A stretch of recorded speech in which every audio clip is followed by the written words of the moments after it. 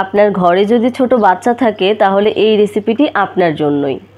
বাচ্চার মায়েরা অনেক ব্যস্ত থাকে, তাদের জন্য প্রয়োজন খুব সহজ কিছু রেসিপি। শুধুমাত্র 2টি আলু দিয়ে খুব সহজেই তৈরি করে নিতে পারবেন এই নাস্তাটি।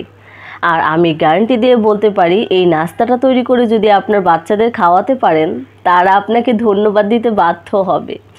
চলুন তাহলে আর কথা না বাড়িয়ে একসাথে দেখে নিই সম্পূর্ণ রেসিপিটি। আমি এখানে বড় সাইজের 2টি আলু নিয়ে নিয়েছি। আলুগুলো খোসা ছাড়িয়ে ছোট ছোট টুকরো করে কেটে নেব।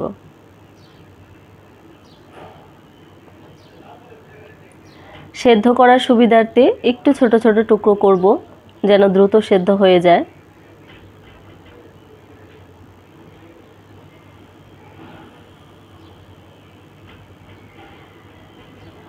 এখন একটি পাত্রে আলুগুলো দিয়ে দেব এবং সেদ্ধ করার জন্য পরিমাণ মতো পানি দিয়ে দেব।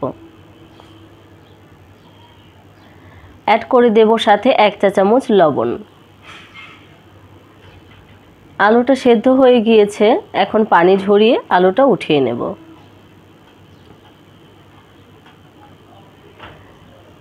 আলুটা কিছুটা গরম থাকতে থাকতেই চটকে নিতে হবে খুব ভালোভাবে। একদম স্মুথভাবে আলুটা চটকে নিতে হবে, যেন কোনো দানা না থাকে। সবচেয়ে ভালো হয় যদি একটি গ্রেটারের সাহায্যে গ্রেট করে নেওয়া যায় আলুটা, তাহলে আর দানা দানা থাকে না। আমি হাতের সাহায্যে খুব ভালোভাবে আলুটাকে স্মুথভাবে চটকে নিয়েছি। এখন অ্যাড করে দিচ্ছি বড় 2 চামচ কর্নফ্লাওয়ার। কাপের মাপে যদি বলি তাহলে বলবো 1/2 কাপ পরিমাণ কর্নফ্লাওয়ার, আর অল্প একটু দিয়ে দিয়েছি গোলমরিচের গুঁড়ো। এখন খুব ভালোভাবে আলুর সাথে এটাকে মিশিয়ে একটা সুন্দর ডো তৈরি করে নিতে হবে। আপনাদের যদি কর্নফ্লাওয়ারটা আরও একটু বেশি লাগে তাহলে কর্নফ্লাওয়ারটা আরও একটু বেশি দিবেন। কর্নফ্লাওয়ারটা যত বেশি দিবেন এই ডোয়ের বাইন্ডিংসটা ততই ভালো হবে। এখন হাতের সাহায্যে এরকম গোল গোল করে তারপর একটু চ্যাপ্টা করে তৈরি করে নিচ্ছি। এরকমভাবে সবগুলোই আমি তৈরি করে নিয়েছি। এখন এখানে একটা ফেস এঁকে দেব। চোখ আঁকার জন্য আমি এখানে একটি স্ট্র নিয়ে নিয়েছি।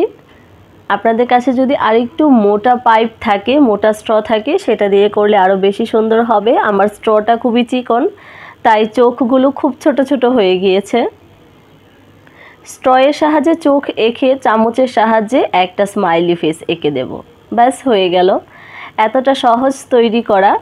আশা করব আপনারা সবাই তৈরি করতে পারবেন, সাথে বাচ্চাদেরকেও নেবেন এই কাজটার জন্য। এখানে অনেকগুলো আমার বাচ্চা তৈরি করেছে আর সে খুবই আনন্দ পেয়েছে। এখন ভেজে নেওয়ার পালা। তেলটা যখন হালকা গরম হয়ে আসবে তখনই নাস্তাগুলো দিয়ে দিতে হবে। আর এই সবগুলো নাস্তা কিন্তু একদম মিডিয়াম টু লো হিটে ভাজতে হবে, কেননা চুলার আঁচটা বেড়ে গেলে কিন্তু এটা খুব দ্রুত কালার চলে আসবে আর পুড়ে যাবে। এই যে দেখুন, জালটা একটু বাড়াতেই কিন্তু আমার নাস্তাগুলো পুড়ে যাচ্ছিল। তারপর আমি আবার জালটা কমিয়ে দিয়েছি, কেননা এটা খুবই লো হিটে আস্তে আস্তে ভাজতে হবে। যেহেতু এটা শুধুমাত্র আলু দিয়ে তৈরি একটা নাস্তা, তাই খুবই সেনসিটিভ। এজন্য একদম লো হিটে আমি সবগুলো নাস্তা ভেজে নেব। আমি এই কালারটাই রাখবো, সেজন্য উঠিয়ে নিচ্ছি। আপনারা যদি আরেকটু কালার আনতে চান কিংবা আরও আগে নামিয়ে নিতে চান, সেক্ষেত্রেও নামিয়ে নিতে পারবেন।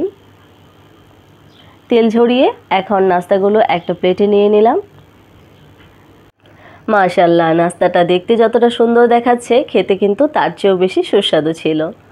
আর আমি খুব অল্পই রাখতে পেরেছিলাম ডেকোরেশনের জন্য, কেননা আমি একদিকে ভাজছিলাম আর একদিকে আমার বাচ্চা নিয়ে খেয়ে ফেলছিল।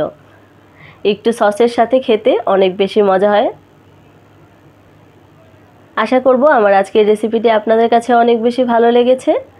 আর এরকম মজার মজার রেসিপি আরও দেখতে চাইলে আমার চ্যানেলটি সাবস্ক্রাইব করতে ভুলবেন না। শেয়ার করে দিতে পারেন আপনার ফ্রেন্ডস এবং ফ্যামিলির সাথে। দেখা হবে নতুন কোনো রেসিপিতে। সে পর্যন্ত ভালো থাকুন, সুস্থ থাকুন। আল্লাহ হাফেজ।